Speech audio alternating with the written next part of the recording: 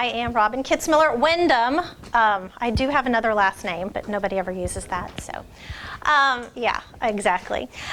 Yes, okay, so I have been a realtor for 14 years. I've been at RE/MAX, I think 4 years. I'm not positive of that, but somewhere around there. It seems like forever. I got here as quick as I could, so I love RE/MAX.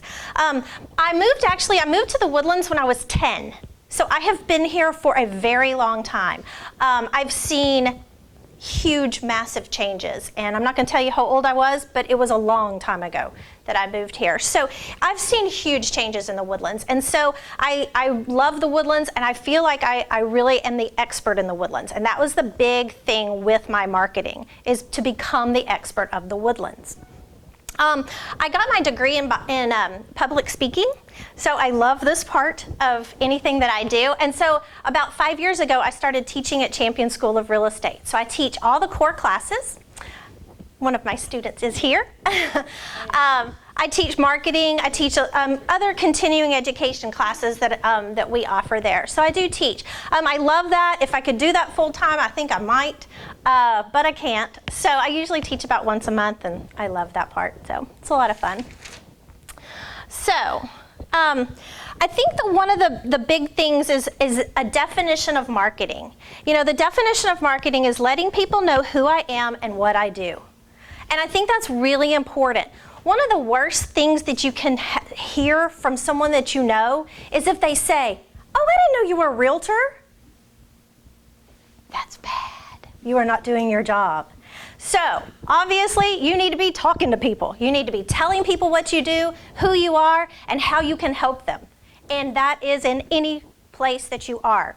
I have my name tag. I wear it every day. I wear it if I'm going to the grocery store. I don't take it off. I wear it when I go and watch the cheerleaders. I wear it when I go to the swim meet. I wear it all the time. Now, mine's blingy, so it does catch people's attention. Not everybody wears blingy. And actually, I don't see anybody else with a name tag on. So, I think it's important. I think it's an eye catcher. People will stop and they'll look at your name tag. And it's just an in. It's one extra way of getting to be able to talk to somebody. It opens that door. Now, my husband, it drives him crazy. Last night we were having sushi, and he looked over and he said, "Oh my gosh, your name tag's still on." So, but again, we're going to talk about this in a few minutes on why I keep it on even when we're at a restaurant. Where do you get the name tags from? I get it, this one is from Market Street, or Magnet Street, sorry, Magnet Street. But there's all kinds, and I think I Googled blingy name tags. Yeah, I just got 2 new ones. Yeah, I have gold and silver, so I'm always matching my outfits. Yeah, I got them, I think it was Merrill, and that's where we get a lot of other stuff too. Yeah, but there's a lot of them out there. All kinds. Yeah, and I think it's important. I think everybody should wear them all the time. I really think that's important. Now, Frank's got the polo with the, it's embroidered on there, which that's fantastic too. But, women, we don't wear those kind of shirts very often. So what do? Get a cute name tag. So, and again, I have silver and gold. I do too. So, right, exactly. To match your jewelry. So, yeah, it's important. So. All right, so one of the things that I came up with, and also, I teach marketing, so I use some of that when I'm prepared for today. But one of the things that I really think is important is that you need to ask yourself questions when you're starting out and when you're starting to start marketing. One of the things is, what is my core competency? Okay, what's important to me? Market awareness? Mine is expert in the Woodlands. That's my competency. I want to be the expert. I want to know what's going on in the Woodlands, and I want to be able to help people find out what's available in the Woodlands and what's going on. The next one, what's the most important attribute that I possess? Everybody's answers are going to be different, but what could that be? Mine would be passion. I'm passionate about what I do. Next, why would someone do business with me? Why would someone do business with you? Is it your integrity? Is it your knowledge? Next, why am I a realtor? because my mom made me. No, I'm kidding, she's not here. Money, that's part of it, I guess. But maybe the love of helping other people. The love of helping someone find a home. Next, what one word best describes me? Mine is optimistic. I am that glass half full girl. I never take no for an answer. I am persistent. There's always a plan B. Always a plan B. And so I think that is one of those things that comes across when I am doing my marketing, when I'm meeting people.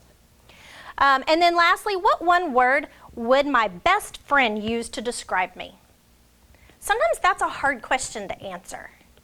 And you have to think about it. Maybe you need to call your best friend and say, hey, what one word would best describe me? And that can be all kinds of different things. Mine would be probably enthusiastic, energetic. So, and again, by answering these questions, this helps you with your marketing.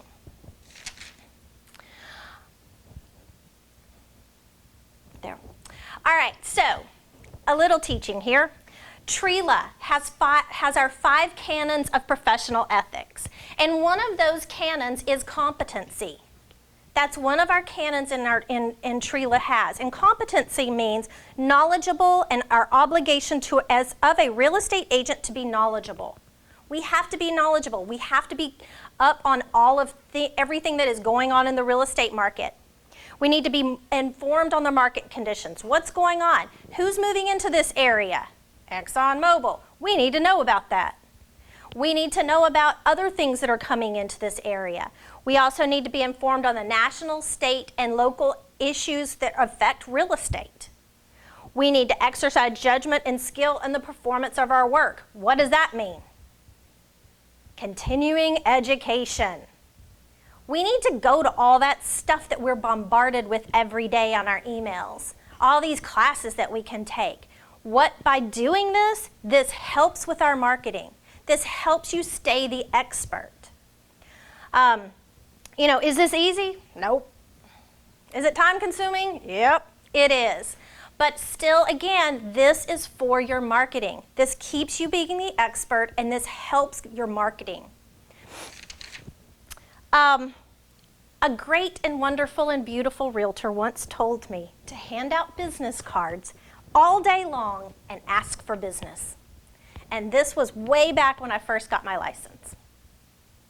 She said that you need to hand out 5 business cards every day. 5 business cards every day. If you think about that, that's a daunting task. 5 business cards. Do you come in contact with 5 potential clients every day? Absolutely. You probably come in contact with a lot more, but you really don't know it. So, I actually give out 5 business cards a day. Now, this is when I go to Starbucks and get my coffee. The barista that gives me my coffee, I say, hi, if you ever need any real estate, give me a call. And I hand them my card. The grocery store, the bank. If I'm driving through McDonald's and getting an iced tea, I give them a business card. Now, a lot of times I have to say, now give this to your parents, because they're like, 10? So you don't want them to. But I'm constantly giving business cards. Constantly. I keep them in my console, and so I know when I've got my 5 left, or however many I have left. Is this hard? Oh my gosh, yes. It always seems like some days I can get through those 5 before noon. And then some days I am working at it. But by doing that, it's actually giving me the chance to talk to someone. And by giving them a business card, it is making myself talk to them. It's making myself be in front of them and asking for business. That's one of the hardest things about our job, is to talk to people. You really need to be talking to people. And that's the biggest part of our business, is talking and asking for business. The next one is floor duty. Sometimes I call it floor booty because sometimes it is, right? You know, when you just sit there and do nothing. So, but floor duty is a fantastic thing. And I actually wasn't even going to put this in here until what happened this week to me. I was on floor duty on, I think, Tuesday, and I got a call, and it was a rental. Obviously, we get a lot of rentals on floor duty, you know, and a lot of us cringe, and we're like, oh, God, another rental. So I started talking to the lady, and she said, yeah, I had been working with another agent in your office, and she showed me 2 houses, and then she said, if you want to see any more, just call the office number, and somebody else will take care of you. And I went, interesting, okay, well, I'll take care of you. So she wants a rental, and of course my eyes did roll, and I did take a big, deep breath. So we met at the house that she wanted to see. While we're there, I'm asking questions. I never stopped talking. I never stopped asking questions. You know, why are you moving? Where are you moving from? Why are you renting? Why aren't you buying? Have you ever been pre-approved? Do you want to buy a house? I'm asking these questions. Did you notice no one's ever asked her that? No one had ever asked her that. So guess what? She said, well, you know, my husband and I would really like to buy, but we don't know if we can. I said, well, hold on a second. Pulled out my phone, called my loan officer, and I said, hey, I got somebody to talk to. Handed it to her. She talked to my loan officer. She got pre-approved while we're sitting in the house. We're now going to be buying a house. And because I asked the questions, her sister's also going to buy a house. So the agent in this office, not here, but in our office that passed her up, she passed out 2 sales. Passed up 2 sales. And it's only because I'm asking questions. So every rental, I'm always asking those questions, okay? Even if they do rent a house, eventually they're probably going to buy. So why would you pass up a rental opportunity? Anyway. All right, so one of the things when I'm teaching classes is that I tell my students that you need to start doing your sphere of influence. And your sphere of influence is everybody you know. Everybody you know. And I have a couple of people on here, actually a lot, of different people that you can go through. And I mean, it's just everybody that you come in contact with. This is everybody. And so what you need to do is get email addresses, physical addresses, and phone numbers for these people. And I usually ask them, hey, you know, would you like me to send you market updates on what's going on in the real estate business? 9 times out of 10, they're going to say, oh yeah, fantastic, that sounds great. And that's when I get their information. And by getting all of this information and all these people, this is the start of the marketing. Now, obviously, once you've been in the business for a while, you're going to start adding on to that list. And you're going to add on, you know, your clients, other people that you come in contact with. And so your sphere of influence is always growing. Always growing. So here's a bunch more. I know, I had to put that on there. I don't know about y'all, but does everybody have a zookeeper? I know, so. I'm sorry? You did, see? How about that? How about that, yeah. So anyway, so you're constantly coming in contact with people, and this is how you're growing your sphere of influence. Now, obviously, you're starting with that sphere of influence with your friends and family, obviously, but this is for everyone else. And then, obviously, you're starting to add your clients to this list. You add your clients, anybody that you're coming in contact with, the rentals. You know, are you just going to rent them a house and then never speak to them again? Heck no. You're going to stay in contact with them. All right, so again, what are you going to do with all these people? What do you do with all these names? So I touch everybody once a month. Once a month. And that can be all kinds of different things. One of the things that I think that RE/MAX has a great idea is the lead street. You know, lead street is fantastic and it's free. And if you really get into the nitty-gritty of lead street, there's all kinds of things you can do with that. There's campaigns, and you set up the campaign, and you just sit back. You don't have to do anything after that. It's all done for you. So Lead Street is great. Now, I know there's tons of others. I get that. I just think Lead Street's great because it's free. So, and so when I'm touching someone once a month, that can be within all kinds of different things. I do newsletters, and that's usually a campaign. So I don't have to deal with that. That's all set up for me. I do handwritten cards. I do birthday cards, anniversary cards, and I do anniversary of the time they moved in. You know, I'll send them a card. Hey, can you believe you've been in your house for 5 years? You ready to move? Things like that. Christmas cards, obviously, and also I do a lot of emails too. I do like the handwritten notes, and I did Brian Buffini. We did Brian Buffini, and it was fantastic. There were a lot of really good things that we learned from Brian Buffini, and one of those was the note cards. I had already been doing that, but the note cards are great, and it's handwritten. Can they open them? Yeah, absolutely they open it, yeah. You know, if you get an envelope with a label on it, you know that it's probably junk. So, but handwritten, people are always excited about that. So I do that, and I've always done that. You know, that's important that you touch these people. Just because you have their names and addresses, but you don't do anything with it, it doesn't help you. Again, remember what I said. You want someone to know that you're a realtor.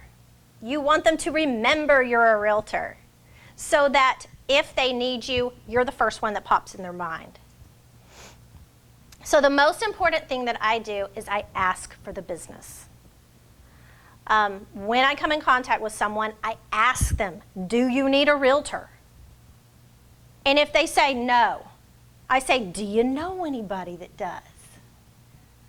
And by doing that, that actually makes them say, oh, well, and they start thinking at that point. It's not going to be an automatic response. So I think that that's one of the most important things that I do is I'm asking. I'm talking to people and I'm asking for business. Any questions?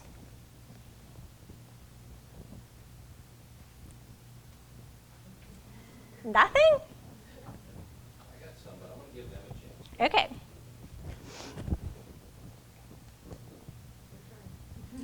All right, so Robin, Mhm. what are the primary sources of business for you right now? I have kids, and I think that that's one of the number one things that I really push is where my kids are, what my kids do. And I don't know about y'all, but my kids are like they do tons of stuff. So I'm always at their functions. And that's where I really ask for business. That's where I am most of the time. I'm at football games watching the cheerleaders. I'm at swim meets watching the swimmers. So that's where I'm asking for business. I wear my name tag. I'll be at a swim meet at 3:45 this afternoon, and I'll be wearing my name tag. So I think that that's really important where your kids are. Now, if you don't have kids, what do you do? You know, what do? You got to do something, obviously, other than just sell real estate. And so that's what you have to ask. But I think that the biggest thing is the sphere of influence, wherever you go. You know, I told you my husband and I went and had sushi last night, and I asked the waitress. Of course, my husband's rolling his eyes, but I asked her, you know, hey, do you know anybody that needs to buy or sell any real estate? And I gave her my card. So I just am always asking. Okay, so Robin, a lot of agents are uncomfortable asking that question to people they know on a personal basis, friends, family, church members, because they feel like they're abusing the nature of the relationship. How do you deal with that? I think that you need to get over yourself. I think that that's the biggest thing. And I think that the easiest way to do that is to actually start with strangers. And because you're probably never going to see these people again, or if you do, they're not going to remember you, hopefully. So I think that that's the easiest way to do is really to start with strangers and start asking those questions with a stranger. You know, ask the waitress, you know, and see and mumble through it with them. And then when you're with family, friends and family, it comes up in conversation. Real estate is talked about all the time. And anytime people are talking about real estate, I always will turn around or walk up and go, oh my gosh, are y'all talking about real estate? I do that. And you just have to get over yourself. Because again, if you don't, you won't get their business. You want to be the one that they think of when they think of real estate. Okay, so other than sphere of influence, which obviously is your primary source. Yes. Do you have other sources that are generating, other than floor time, and we heard that too, anything else? Yes and no. I do the mail outs. I do that. Do I get a lot of business from it? No. You're talking about a geographic farm? Yes. Okay. It happens. It happens every once in a while. Yes. But I don't get a lot of business from it. I think that doing, your just listed, just sold postcards are great. But I think that I don't get business from it. I don't think you should expect business from it. I think if anything, it gets your name out there. One thing that I do like to do with my listings is I like to go, and when I put my sign in the yard, I start looking around and seeing if neighbors come out. Because a lot of neighbors will start coming out of their house looking, going, what in the world's going on over there? And then I go up and talk to them. That's actually better than sending out the postcards. So it's all about a relationship. What about your kids' clients? That is my sphere of influence. Absolutely. Yes. Once you're with me, I do not let you go. You are stuck with me for the rest of my life. And you're not going to be let go. So the marketing, the different flyers, those things, does it get phone calls? Yes. Does it get a lot of business? I just don't think so. I think it's more of the relationship that you build. Do you give an annual event for your sphere or quarterly events or anything like that? Robin, would you repeat the question so we can... Okay, yeah, she just asked if I give like an annual event for my sphere or a quarterly or anything like that. I don't. I've never done the big events, no. I think that it's a possibility that I might do that in the future. I did the Brian Buffini and he pushes that, so it may be something that I start thinking about. I do a smaller event. Like I sold several homes in Wood Forest, and it happened to be that the people that bought these homes had very small children, so I got them together and we met at the park so that they could meet each other. And so, there's friends right there. So I did things like that. But no, I've never done the big deal. Yeah, I used to do it too. It got really big, and it was, Well, and I find it's hard. I had a partner at that time, and so there was at least two of us, and then we had staff. We had 4 people working for us, and then we hired 2 young interns that we used as interns in the summertime. Because when you have, several hundred people come Right. to a party, it's hard. That's a big deal. And I'll tell you, the first time that we had it, that I thought was a learning lesson, none of these people know each other. Exactly. You are the person that they know. Right. And so it is your responsibility to go and introduce people, and so that's what it takes. I think that's the best part of it though. Yes, it is, but it's also, you're. Right. It's the hardest Exactly, part. yeah. And I think that Where Did you- do it? We used to do it at Sharon's house. Yeah. Because she has a big, yard, and so that worked out. We Mm-hmm. would have a margarita machine, have a caterer and stuff like that. Yeah. So, but that's why I was asking about the park, because I do have some young couples. Right. that I would love to get together, and, Well, right. I can't have them at my house because I don't have the room. Right. Well, I thought it was important that, the Wood Forest thing, because these are stay-at-home moms that don't know anybody in Wood Forest, and I thought it was a perfect way of getting them together. At first I was just going to get them, okay, well, let's just meet up. And I thought, you know what? No, let's have a little party here.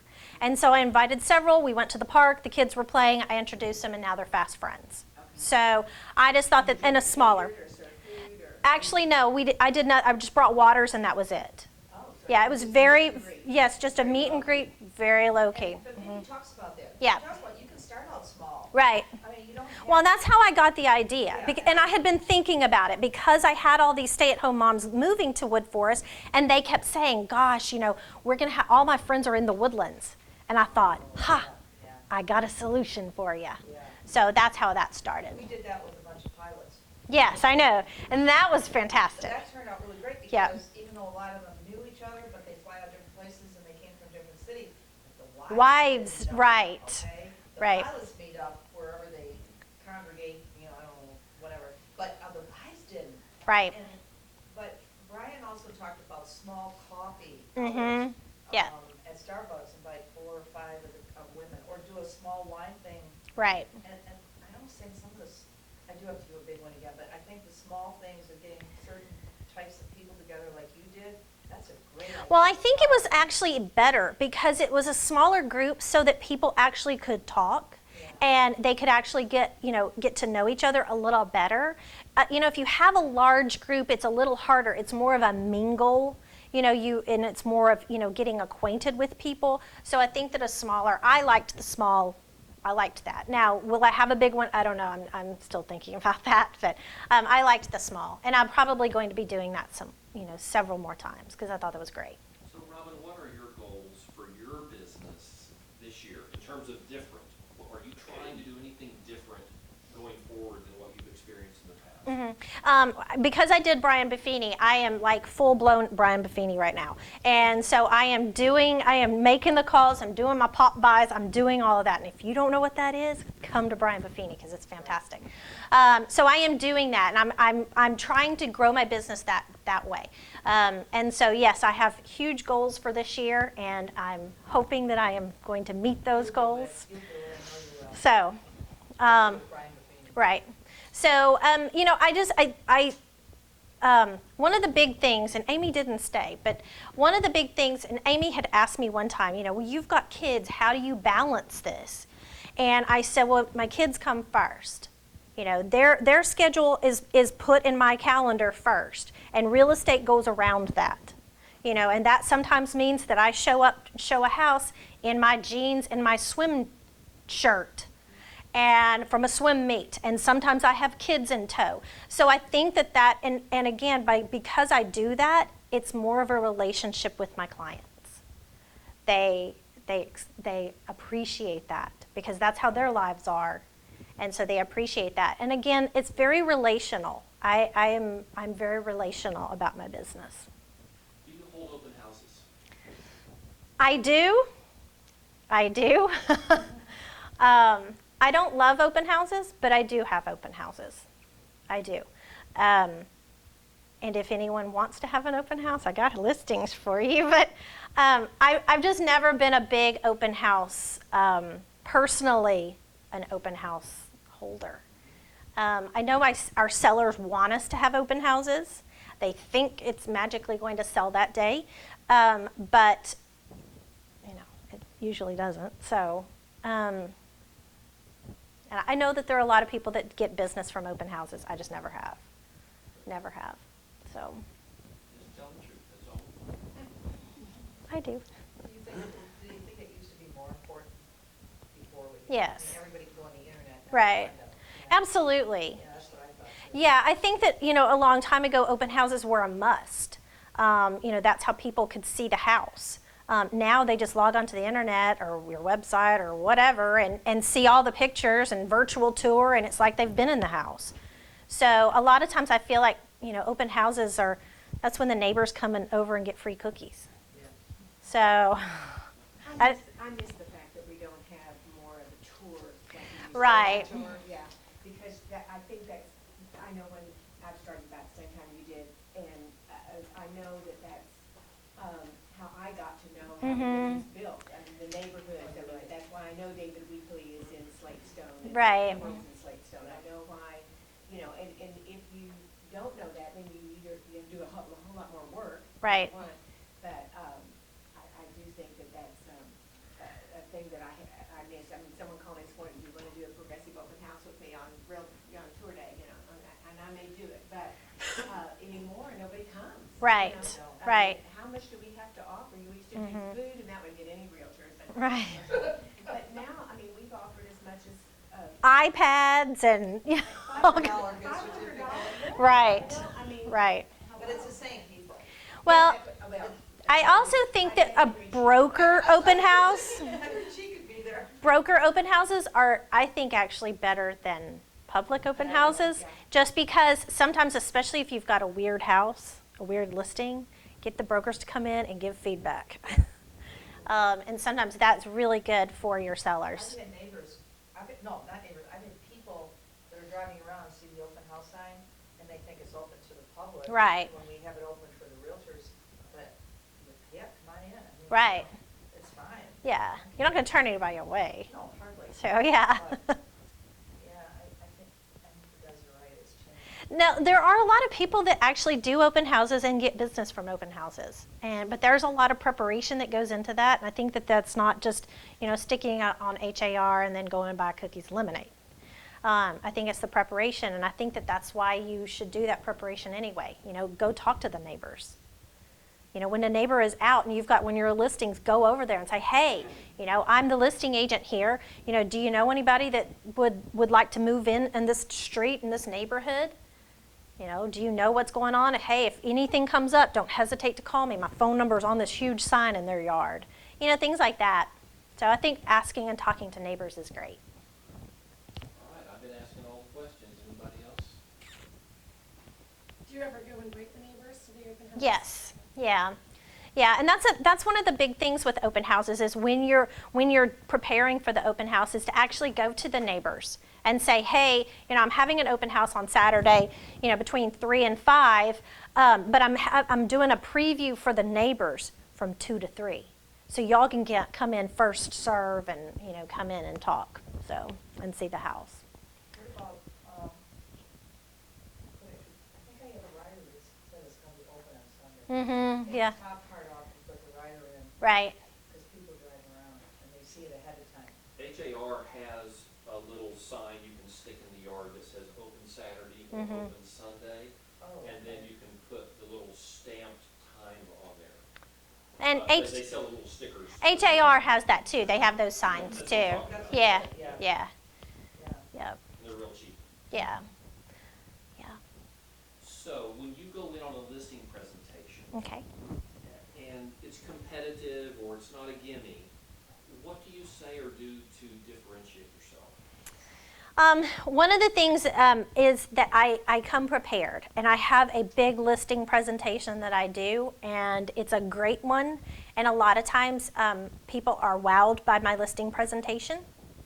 So that usually is a big one for me. And then I just start talking about me. I'm selling me. I'm not really selling, that I'm going to sell their house. I'm selling me and what I'm going to do for them. Usually I explain the difference between a buyer's agent and a listing agent. And a listing agent, the definition of a listing agent is we are the marketing agent. We are the ones that are marketing the property. And so I talk about that. In my listing presentation, I have a list of everything that I'm going to do for them. All the websites that I'm going to put them on, all the things that I'm going to do. And I have that huge list. And I go through that with them. And a lot of times they're wowed by that too. And so by giving them that, and also I try and find some kind of common ground here. How can we relate? How can we become friends? And so by making it a relationship business, that actually just makes it a little easier to get business. Is your presentation online, like on your iPad, or are you giving them a brochure, or how are you doing the presentation? It's on my iPad. Okay, It's all on my- flipping through the screen. Mm-hmm. Okay. You don't give them anything written? If they want it, I can email it to them, but there's no reason for that. Now, a CMA, I do give them a written, that quick CMA I do that, and I hand them that piece of paper, but other than that, I don't give them anything else. Do you send a pre-listing package or do anything prior to the listing conversation? If I have time for that. But I usually don't do that unless I've got like 3 or 4 days. Just because if they call me and then we set up an appointment for tonight or tomorrow, there's not really time for them to go through anything that I send them, so I'd rather just do it in person. If you did send, what would you send and how would you send it? It's a shortened version of my listing presentation. You would email it? Email it. I email it, and it's, again, it's me. It's my resume. It's all about me and why they should use me. That's what I'm sending them. Do you have a resume? Like, Sort of, yes. On my listing presentation, yes. yeah, I think it's. I think so, because, again, you're selling relationship, and so they need to know, who you are. They need to know that I've, lived in the Woodlands practically all my life. They need to know that. And so that's the resume. Yeah. Is social media a big part of your business? Not business, but just like you give a lot of time to social media. I do. I think it's important because who's on social media? Who's on Facebook? That's my sphere of influence, pretty much, right? So that's just one more thing of getting in touch and being in front of my sphere of influence is doing the Facebook. Do I do Twitter? Yes. Do I do LinkedIn? Yes. Instagram? I've got all that stuff too. But again, who are those people that are looking at that? It's my sphere of influence. So it just all goes back to that. When you work with buyers, what do you take with you in terms of material, or what do you give them when you're showing? I have 2 iPads. I put all the MLS sheets on the 2 iPads, and then I have this app, and it's great. It's called iAnnotate, and so that they get their iPad. It's got the MLS sheet, and then it's got room for them to write comments on each house. I do it on the iPad, let my desk do that. Come see me. I'll show you. Is the buyer full report that they're looking at? Yes, and then it's got room at the bottom for them to write notes. And so by doing that, they can make notes to them, for each house. And I tell them, write what you like, write what you don't like, so that if you're showing 6 to 8 houses in a day, they start running together. They do for me, so I know it does for them too. So they need to make those comments on there, and then afterwards, I email it to them. Usually I try and do that like right then. I email it to them so I don't forget. Does the app make it easy to email if they're putting it in? Yeah. Yeah. What's the name of that? You said it wrong. iAnnotate. There's several out there. I've just been using this one for a long time. So. And as a bonus,